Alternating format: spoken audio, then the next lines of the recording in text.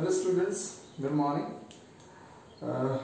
Lesson number 14 અનુક્રમણની વાતો કરતા હતા અને અનુક્રમણમાં જે બોજ પરફેક્ટ પરિસ્થિતિઓને નિહાળી કે અલગ અલગ વનસ્પતિ સમાજનું ખુલ્લા વિસ્તારમાં આવવું, ત્યાં સ્થાપિત થવું, ત્યાં પ્રજનનની મહત્વપૂર્ણ પ્રક્રિયાને પૂર્ણ કરવી અને એ આજુબાજુના વિસ્તારમાં જેટલી પણ ક્ષમતા છે ક્ષમતા પ્રમાણે પોતાના જાતિનો વિસ્તાર કરવો.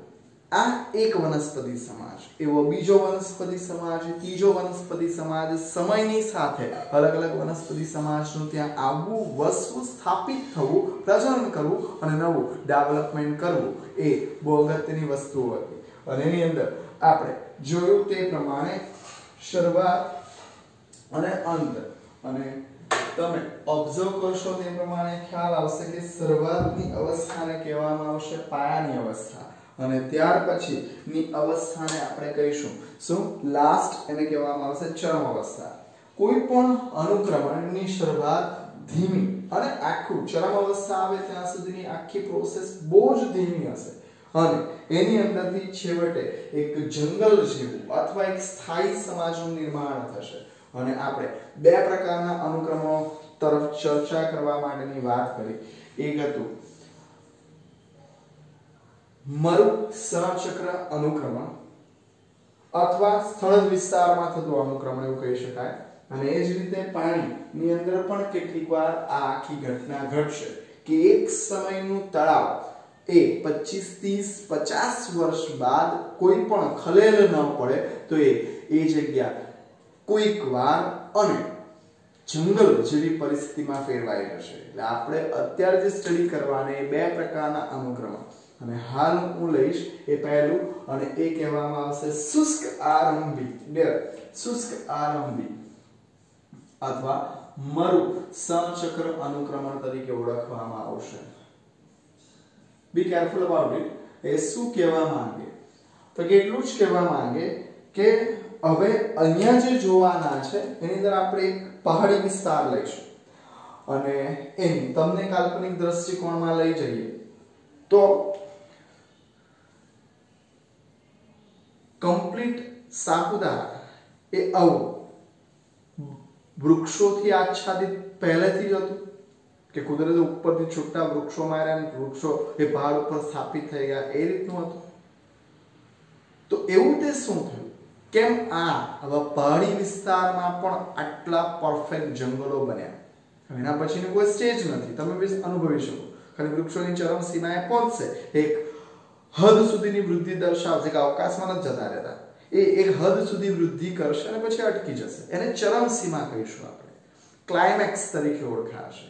એન્ડ અને એ વસ્તુ અત્યારે આપણે ચોક્કસ પ્રકારના એક સ્થળ અથવા પહાડી વિસ્તારની અંદર અનુક્રમણને શીખશું અને એના સ્ટેજીસ અથવા એના સ્ટેપ પણ જોઈશું કે શરૂઆતની અવસ્થાને કહેવામાં આવે પાયાની અવસ્થા, ત્યાર પછી મિડલ સ્ટેજ અને લાસ્ટમાં એન્ડ, એને આપણે ચરમ અવસ્થા કહીએ છીએ. તો એ તરફ આપણે જઈશું અને બહુ જ ફાઇન એક્ઝામ્પલ છે કે આના માટે તમારે સમય રાખવો પડે અને ઓબ્ઝર્વ કરવું પડે તો ખબર પડે. તમને એમ થશે કે સર પહાડી વિસ્તારમાં તો ખડકો હશે અને એ ખડકો ઉપર આ માટી કેવી રીતના નિર્મિત થઈ, અને માટી નિર્મિત થયા બાદ તમે જાણો છો કે ભેખડ ધસી પડે એવો વર્ડ યુઝ કરવામાં આવે. તે વખતે આખા પથ્થરની સાથે યલોઇશ કલરની માટી, અને જે આપણે ત્યાં પૂર આવે તે વખતે તમે જો તો એ કમ્પ્લીટ પાણીનો રંગ બદલાઈ જાય અને એ ન્યુટ્રિટિવ મટીરિયલ વાળી માટી હશે ને જે ઉપર વધારે પડતા વરસાદને કારણે ભૂસ્ખલન થશે અને એમાં બધી. તો પ્રશ્ન એ આવે કે આ માટી કે ચોક્કસ પ્રકારના આ દ્રવ્ય જે સોલિડ પાર્ટ છે એનું સર્જન કઈ રીતે થયું? તો ત્યાં એવા તે કયા વનસ્પતિ સમાજને શા માટે આટલી બધી ન્યુટ્રિટિવ ભૂમિ છે? તો એમાં શરૂઆત કરીશું કે જ્યારે લાવારસ અથવા લાવા સ્ફોટનને કારણે જ્યારે આવા ડુંગર અથવા પહાડો અપિયર થયા, એ કમ્પ્લીટ નગ્ન અવસ્થામાં હતા, એના ઉપર કોઈ પણ પ્રકારની જીવસૃષ્ટિ નથી. ધીમે ધીમે ધીમે ઠંડા પડતા ગયા. એની અંદર પોષક તત્વો બહુ સારા પ્રમાણમાં હોય છે અને એની અંદર તમે પણ જોયું હશે કોઈ પણ પહાડ હોય તો તિરાડ હશે જ હશે. બીજો એનો શેપ ફ્લેટ નથી હોતો, એ શંકુ આકાર હોય છે. અને એ ચોક્કસ પ્રકારના અવાજવિક પરિબળોની અસરને કારણે એ શેપ તૈયાર થાય છે. વરસાદનું પડવું એ કઈ સામાન્ય વસ્તુ નથી. એ જબરદસ્ત ધોવાણ પેદા કરે અને એની અંદર ખડકો ધોવાતા જાય. સલ્ફર, ફોસ્ફરસ, મેગ્નેશિયમ ઉચ્ચ કોટીના જે આયનો છે એની અંદરથી સ્થાનાંતરિત થતા થતા પાણી સાથે શિફ્ટ થતા જાય. બીજું, તે જગ્યા ઉપર આ ચોક્કસ પ્રકારની એન્ટ્રી જે થશે ઉજ્જડ વિસ્તારમાં, એ પહેલું કે ખુલ્લા વિસ્તારમાં સૌપ્રથમ જે એન્ટ્રી મારશે એ શીખી ગયા, એને કહેવામાં આવશે પાયાની ચાલ. શરૂઆત થશે અને અહીં તમારા જે શુષ્ક આરંભી વિસ્તારમાં આપણે લઈશું લાઇકેન. હવે તમારી પાસે લાઇકેનનું નોલેજ ન હોય એટલે વાત પતી જાય કે લીલ અને ફૂગના સહજીવન દ્વારા રચાતી પરિસ્થિતિ એને કહેવામાં લાઇકેન. અને ખડકો પર એ સ્ટાર્ટ થશે ને કહેવામાં આવશે પ્રાથમિક અનુક્રમણ. કોઈ પણ ખડક, એવો શબ્દ, એ ચોક્કસ પ્રકારના પહાડ ખડક જે લાઇકેન ત્યાં આવીને સ્થાપિત થશે અને પહાડોની તિરાડ ફાટની અંદર એ પોતાનું જીવન શરૂ કરશે. ખડકોને ઓગાળવા માટે હવે પ્રશ્ન એ થશે કે સર ઓગાળવું ખડક બોલે ઓગળે? તો એના માટે મગજમાં એટલો ક્વેશ્ચન નથી લાવવાનો. ખડક ઓગાળવાનો સેન્સ એ છે કે એ ફાટની અંદર આપણા મૂળ તંત્ર પ્રસારશે, ધીમે ધીમે ધીમે એ લોકો વૃદ્ધિ અને વિકાસ કરશે સારી પરિસ્થિતિમાં અને પછી મૃત્યુ પામશે.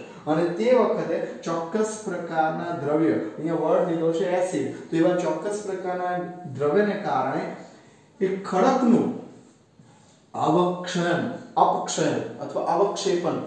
તમે એવું સમજો કે અપક્ષયન એટલે શું? તો કે ખડક ધીમે ધીમે પોતાની જે કઠોરતા છે, એકદમ જે વધારે પડતી મજબૂતાઈ છે, એ ધીમે ધીમે ગુમાવશે.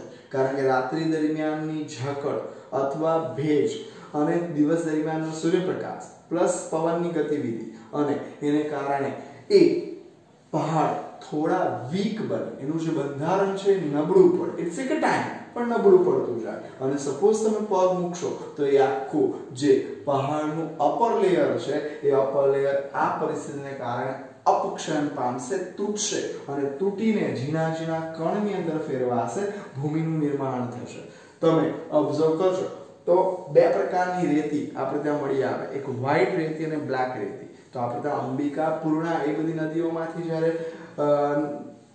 રેતી ખેંચવામાં આવે, રેત ખનન કરવામાં આવે તો એની અંદર બ્લેક કલરની રેતી મળી આવે. જ્યારે ભરૂચ છે, તે બાજુ મહીસાગર છે, નર્મદા, એ બધી જે નદીઓ એનું જે બંધારણ છે કે અલગ પ્રકારનું, એની અંદર તમને વ્હાઈટ સેન્ડ મળી આવે છે. આપણે પ્લાસ્ટર કરવા માટે આપણે યુટિલાઇઝ કરીએ છીએ.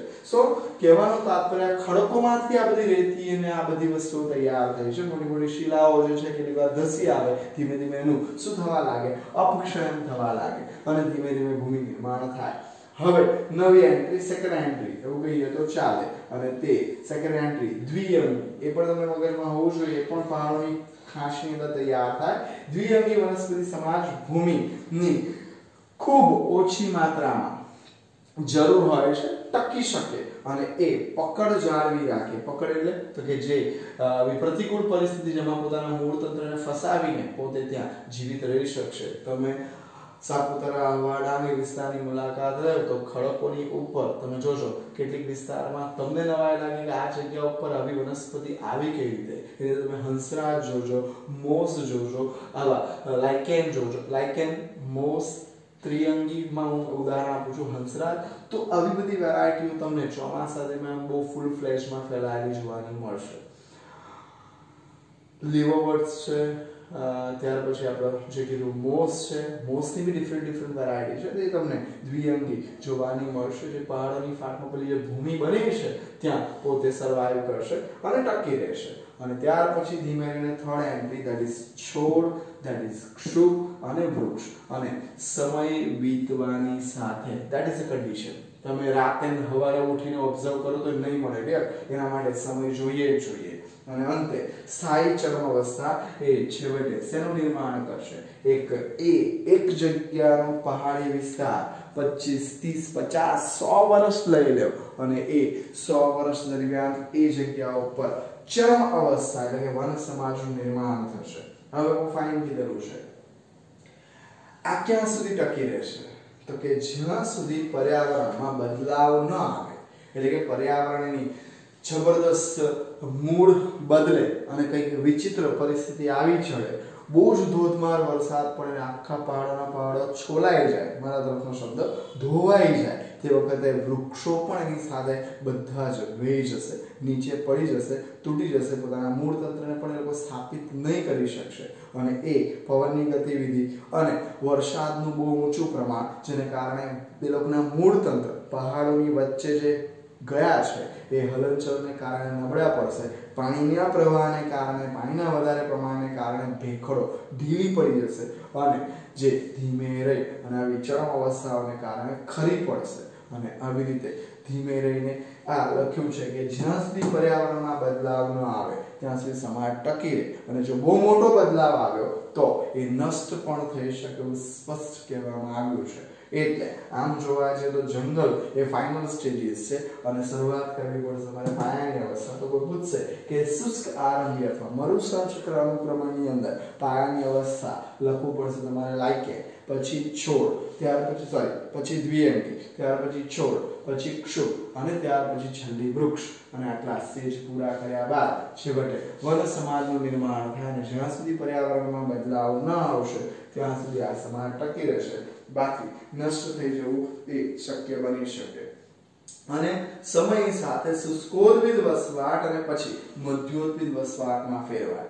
ધારો કે સમજો કે દર સિઝનના ચોમાસા બહુ સારા ગયા તો સ્વાભાવિક છે ફૂલ ફ્લેશમાં ડેવલપમેન્ટ થશે, પણ 3 વર્ષ સુધી બહુ ઓછો વરસાદ પડ્યો કે ભાઈ અમુક મિલીમીટર વરસાદ પડ્યો અને એ વરસાદ ઇનફ નથી હોતો ત્યારે અમુક જ વેરાયટી સર્વાઈવ કરી શકે, બાકીની મેક્સિમમ વેરાયટી નષ્ટ થઈ જાય। તો આ વસ્તુ મગજમાં રાખવાની છે અને એક સમયની પહાડી વિસ્તાર એ વનની અંદર ફેરવાઈ જશે, જંગલની અંદર ફેરવાઈ જશે અને એ વસ્તુ તમે શીખશો એટલે તમને ખ્યાલ આવશે કે પહાડની અંદર પાણી પોતાનો માર્ગ બનાવી છે એટલે ચોક્કસ પ્રકારના ઝરણા ત્યાંથી પહાડો કપાઈ ગયેલા હોય અને ત્યાંથી વિશેષ પાણીનો એક ધાર ચાલતી રહેતી હોય અને એ બહુ બધી ધાર ભેગી મળી અને તળેટીની અંદર એક નદી અથવા એક નાના અવસ્થા ઝરણામાંથી નદીનું સ્વરૂપ ધારણ કરે અને એ જ્યાંથી પસાર થયા ત્યાંથી પહાડો તમે જોજો છોલાતા જાય, ત્યાં અમુક જ વનસ્પતિ સમાજ ટકે। ક્યારે ચોમાસા દરમિયાન તે બધું ધોવાઈ જાય અને ફરી જેવું પાણીનું સ્તર ઓછું થાય એટલે અલગ અલગ વનસ્પતિ સમાજ ત્યાં એન્ટ્રી મારે।